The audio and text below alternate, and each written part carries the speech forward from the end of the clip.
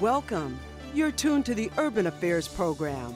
It's time to get up for Urban Perspectives with your host, Pete Rhodes. Welcome. You're watching Urban Perspectives. I'm your host, Pete Rhodes. This edition of Urban Perspectives is sponsored in part by UCare, Comcast, and BMAnetworks.com. On this episode of Urban Perspectives, we profile diverse business and employment inclusion and is important to the economic growth in Minnesota. Plus, we'll speak with an economist whose concept, of ethnic capital spotlights community contributions, and we'll discuss business law and how it enhances business development. Finally, we'll talk with the Equity Director overseeing hiring goals for the construction of the $1 billion Minnesota Vikings People's Stadium. We're talking strictly business right here on Urban Perspectives. My first guest has a PhD in economics from the University of Notre Dame. He's currently Associate Vice President for University Relations and International Programs at Concordia University. This position allows him to focus on researching and promoting the contributions of diverse communities. Please welcome to Urban Perspectives, Dr. Bruce Corrie. Good morning. How are you doing? Fine, thank you. So glad to have you here. We've known each other for a little while and worked on several projects together, and it's been just really good to understand the economic impact and how numbers can show what we're doing. So let's get right into it. What impact do minorities have on Minnesota's economic vitality, in your opinion? Thank you first, Pete, for inviting me to this great show, and I'm really honored to be here. Thank you. The minority ethnic capital is one of Minnesota's most powerful engine of economic growth, but we have not yet tapped and utilized it more effectively. In numbers terms, you could think of it as a mini country, over 12 billion in purchasing power. If you put all the businesses together, they'd probably be among the top 10 businesses and employers in the state. Wow. And then you have all the global networks and cultural capital that they are making Minnesota a global state. So it's largely untapped, and part of the concept of ethnic capital is for policymakers to view our communities as productive assets, and when they change their perspective from the negativity to the positivity, it saves both people. I see. You tap the people react more positively, as well as they bring out their best. Oh. And if we do it on a massive scale, statewide, we're going to be really in the top players. Well, that's an important factor to know. I guess my next question then, Dr. Corrie, is you are one of the co-founders of OneMinnesota.org. What is the mission of this organization in representing those diverse communities and their contributions?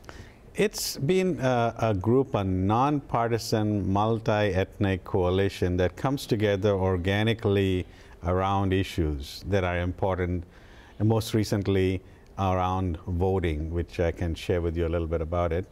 But that's what, over the years, we've done many things. For instance, we made a case to the judicial panel on redistricting and show them a map. When we draw the map, when the chickens draw the map instead of the fox drawing the map, how can we change representation in Minnesota? So we have been doing things like that over the years. Yeah, important factors too. Recently you oversaw, as we talked about briefly, the ethnic voters poll. Yeah. What was the outcome of that poll and its importance to shaping policy in Minnesota? Yeah, for a long time we've been talking to people. You do a lot of these polling.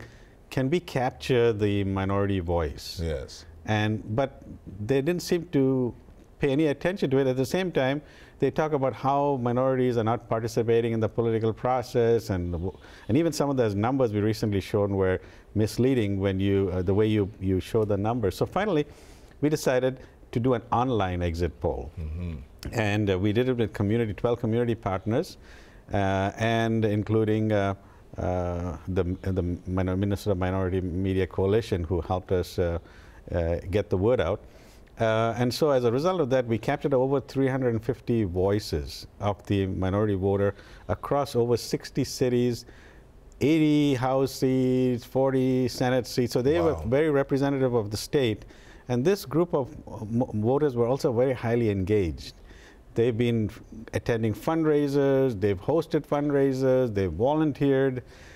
And this collective voice said there are 5 top priorities in their mind as they went to the poll. What were they? Jobs, achievement gap, immigration, healthcare, business development, what you're talking about today. They're all among their top issues. And so for the first time, we've captured both the voting and the intent of the voter in this online poll. And we hope that this will help policymakers now see very clearly and visibly that we are a very engaged community. Do you think, Dr. Corrie, that these numbers showing in their glowing, realistic format, do you think that will help to change the policies and help to shape scenarios that will help close the diversity and disparity gaps that we have in those markets? I think, first of all, we are laying facts on the table. It's not fiction. People, the voter, voted, and representatives from the legislator to the governor to congressional representative, they need to represent the voice of the voter and the voice of the minority voter. Otherwise, you'll find a new Tea Party revolution in Minnesota because if there's no representation, then there's something missing. And all our work in redistricting of creating an environment where the voice of the voter is heard. The courts did that for us. They created this beautiful space. Now the policymakers have to respect that space, and if they don't do it, I think we as a community should go back to the courts and say, where is our representation that was created for us, and why is it not done? Yeah. Well, Dr. Corrie, we appreciate you coming on. We appreciate the insight that you're helping to bring to the whole debate about how we can close all of the various disparity parts in our communities, and how, as a community, we can help enhance the overall community together. Thank you so much for being here. Thank you for being here. Bruce Corrie. My next guest will discuss successful inclusion of minority contractors in the construction of the $1 billion Viking stadiums and how important this inclusion is as well to our business community. Coming up next, it's all here on Urban Perspectives.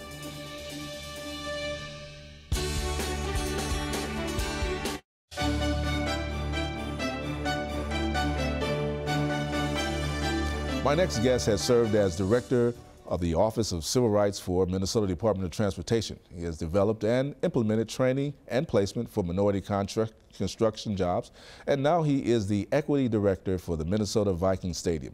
Please welcome to Urban Perspectives, Alex Tittle. Alex, how are you doing this morning? Excellent, Pete. Thank you for having me. Well, thank you for being here. You are one of the significant players in the Vikings People's Stadium project. What are some of your goals, Alex, in regards to the inclusion of a diverse workforce on this project? Absolutely, Pete. Well, I tell you what, there are really 3 major things that have to happen from my perspective. One, on the People's Stadium project. One, we must level the playing field for minorities as workers, as well as minority small businesses on this project. The gap has been very, very wide for minority businesses and people for a long time. We've signed a law into the deal and said that we were going to have this project and we were going to include the community at large. My job is to make sure that happens. So.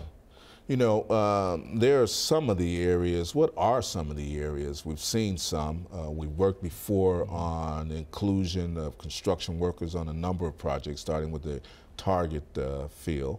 Sure. What are some of the areas of construction jobs that are being filled by minorities on this project? Certainly. Well, there's actually 2 types of jobs. One, you have your skilled positions, your electricians, plumbers, sheet metal workers, and iron work. You see, if everybody drives by 6th Street, you see all the big steel that's out there. So there's a tremendous amount of that type of work out there.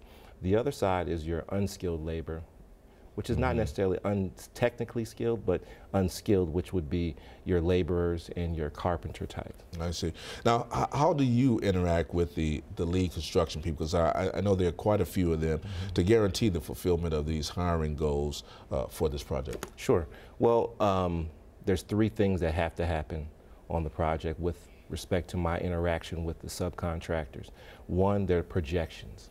We have to project what we want to see on this project. So we have a 32% minority goal We're currently trending at about 37%, 38% minority participation, so we're well above expectation.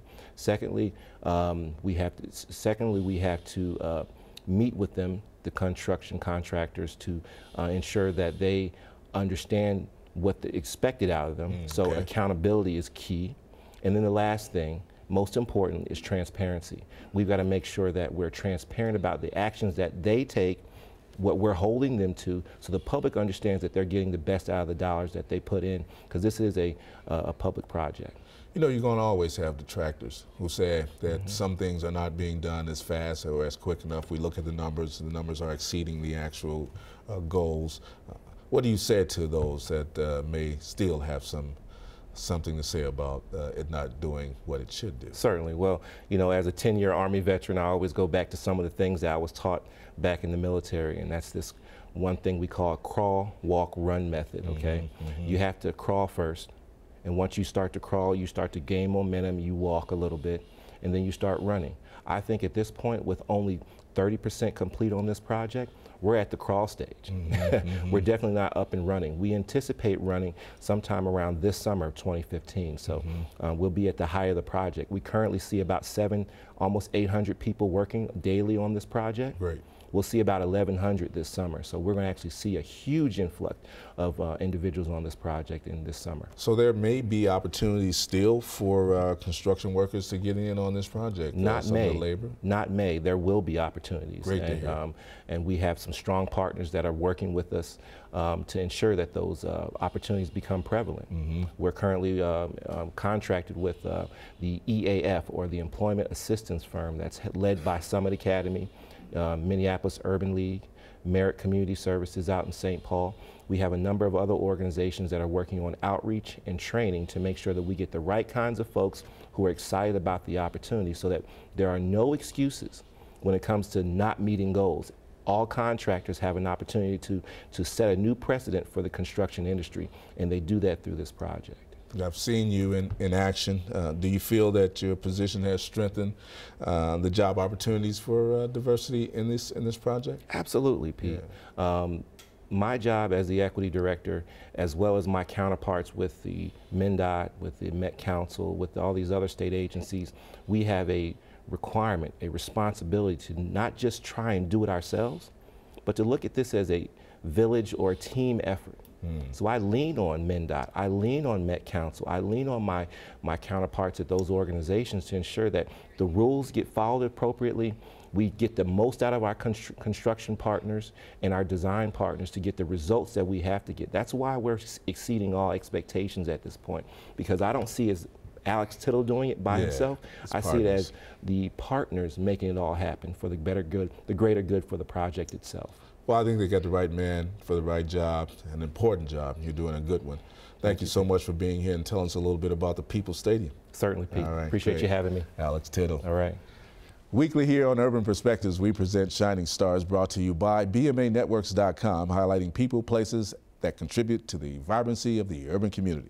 Our Shining Star this week is a two-time American Idol finalist, a singer-songwriter from St. Paul. He's currently signed to Pitbull's Mr. 305 Entertainment label. His current single, Withdrawal, has generated national attention. He's on the track to be a successful recording and performing artist. Meet our Shining Star, Chris Lawrence. Oh, oh, oh, I'm going through withdrawal. I'm so addicted to you. Can you not, girl? That I'm going through it. I'm going through withdrawal, yeah. My name's Chris Lawrence. I'm a singer, songwriter, musician from St. Paul, Minnesota. I have a really musical family. I started getting involved in music at a young age. I was 3 years old. My parents would have company and I would sing on the karaoke machine or whatever to entertain them and stuff. And then it kind of progressed into me playing drums at my church every week when I was 9 years old. It was the ABC Youth Choir. We started touring around and stuff, my church choir. The journey on American Idol was quite an experience. There's a lot of ups and downs, but in the end, where I'm at now, I really appreciate it. Don't quit. You gotta believe in yourself. If you don't believe it, nobody else is gonna believe it. You know, it's gonna get hard. It's not easy. A lot of people see, you know, celebrities and people in the spotlight and think, oh, that's, you know, they just got lucky, or, you know, they got their break and they blew up. And most of the time that's not the case. It's people who never give up, and they put all their eggs in this basket, and they know it's a hard road. And when it gets hard and you start to doubt yourself, you gotta just find it in you. One now, I know we're perfect in my mind. One now, I know she's nothing less than a dime now. Another less than a dime, girl. She's nothing less than a dime. My name's Chris Lawrence. I'm a singer-songwriter, and you're watching Urban Perspectives. Thanks, Chris. Up next, we'll meet an experienced business attorney who will discuss why it's important to have a legal structure in business. We'll talk with attorney James Selmer here on Urban Perspectives.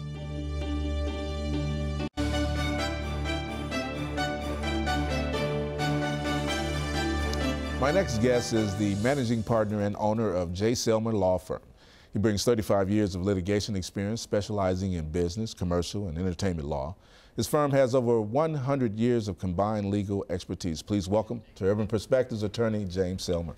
And friend, too. How you doing, James? Yes, thanks for having me today, Pete. All right, good. I was telling a partner of mine that one of the first concerts we went to back in the day at those radio programs was we were way so far up in the rafters back there having fun. It wasn't even funny. But good to see you here, and I'm glad that you can be here to expound on the importance of having a business structure. So we often talk about financial planning for businesses. How important is it in selecting the right legal structure for business, James? Well, it's very important. It's equally important to have that structure in place in addition to the financial components of a business. When clients come to us, prospective clients, lots of times they have a good idea, they have a service or a product they want to sell to the public or get to the public, but they're not quite sure. They don't think of what questions they need to be asking in order for the business to be set up properly. We ask them some key questions, some things that they've never thought about. Once we get into that aspect of those questions and they start to learn more about what it is they're trying to do, we then at that point give them some advice about how the business should be structured. It could be a sole proprietorship, it could be a corporation, it could be a limited liability corporation.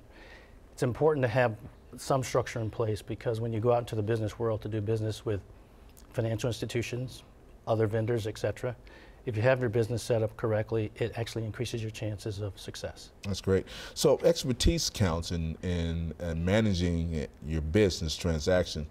What are some of the areas of practice that your firm does in that area in terms of corporate law overall? Well, what we do is we offer a corporate law expertise to the business community. We help businesses set up their corporate entities. We help them develop the appropriate contracts that should be in place, business contracts, dealing with other vendors, employment contracts.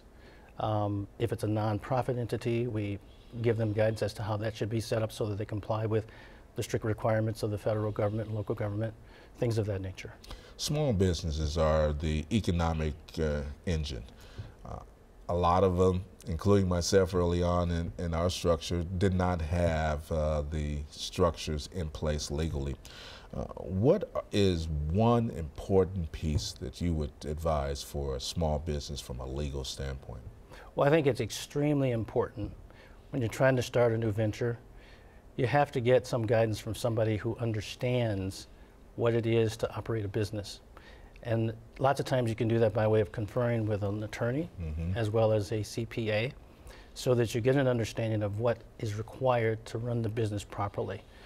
It's a mistake to try to go out and engage in business without conferring with a lawyer because you may enter into an agreement with an entity that is not in your best interest.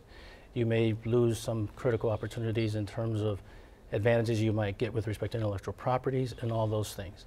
It's a mistake not to confer with somebody who has the expertise that can at least give you some guidance. And if you don't have the seed money to start the business and you think you can't afford a lawyer, it's extremely important to factor in the cost of conferring with a lawyer to at least initially get the proper guidance to set the business up properly. Oh, I see. When we first met, you were into entertainment law. Yes, I was. And sports, and still do that with your firm. So in today's entertainment industry, which is totally different from when we first started out, what areas are important to have legal representation in if you're an entertainment or sports person? Well, that industry is no different from any other industry to this extent. You still have to treat the industry as a business. A lot of times performing artists believe that they can just do things on the fly, and if they're successful, they will be successful and everything will take care of itself. That's not true. Performing artists have a talent, just like you have a talent, I have a talent. My talent's in the legal field, their talent's in creativity. There's a intellectual property right with respect to that. They need to have those interests protected by way of copyright, trademark, etc. So, and in terms if there's more people involved in the creativity of that work, they also have to have agreements that define clearly what the interests are of each of the respective creators of that particular work. So it's extremely important for a performing artist, somebody in the entertainment business, to have their business structure in place, contracts in place, confer with a lawyer to make sure that they're conducting themselves in a way that protects their intellectual property rights. That's great. Well, James, you know, covering a lot of legal issues is something that your firm is on top of and can do. If you had one thing that you would tell an artist or a small business person, what would that be? I would tell them that it's extremely important to understand exactly how you're going to market what it is that you have. Confer with people in business that have experience, and do it in a protective way so that they understand that they can reduce the pitfalls that may come as they go out into the marketplace. It's important for somebody to have somebody credible representing them as a voice to speak for them, because at that point it lends credibility to what it is they're trying to provide to the public in terms of their creativity. And you're the person for that, I would say. Well, at least I'm one of several. Yes. Great. Yes. Well, James, thank you so much for coming here and expounding on the importance of the legal structure for business. I appreciate you coming. Appreciate you having me. James Thanks, Selmer. Pete. Thank you so much, man. Thank you for watching Urban Perspectives. I would like to thank my sponsors, UCare, Comcast, and BMA Networks. My guests, Dr. Bruce Corrie, Alex Tittle, and James Selmer, our shining star, Chris Lawrence, and you, the audience, for getting up with Urban Perspectives. Visit our website at urbanperspectives.tv for information on guests, and like our Facebook page, where you can find links to previous broadcasts. And remember, there are positive things happening in our cities. See them right here on Urban Perspectives. Now enjoy the photos of the week, featuring a look back at Urban Perspectives 2014. I'm your host, Pete Rhodes, and I'll see you next week.